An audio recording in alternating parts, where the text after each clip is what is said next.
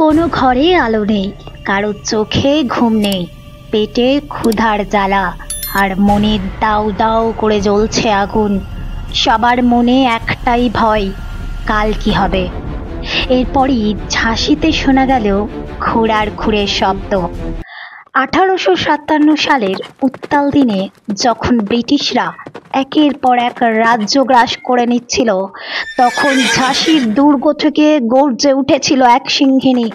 তার এক হাতে তলোয়ার, আর এক হাতে লাগাম, আর পেছনে বাঁধা কচি শিশু। সে আর কেউ নয়, তিনি হলেন ভারতবর্ষের স্বাধীনতার প্রথম শিখা, ঝাঁসির রানী লক্ষ্মীবাঈ। একদিকে পৃথিবীর অন্যতম শক্তিশালী ব্রিটিশ সাম্রাজ্য, তাদের হাজার হাজার সৈন্য আর গোলা বারুদ, আর অন্যদিকে শুধুমাত্র একজন নারী, একটি ছোট্ট রাজ্য আর তার অসীম সাহস। যখন ব্রিটিশদের লোভী চোখ তার রাজ্য, প্রজা সব কিছু কেড়ে নিতে চেয়েছিল, তখন বিদেশিদের কানে এসেছিল একটি বজ্রকণ্ঠ, দেহে প্রাণ থাকতে আমার ঝাঁসি আমি কাউকে দেব না।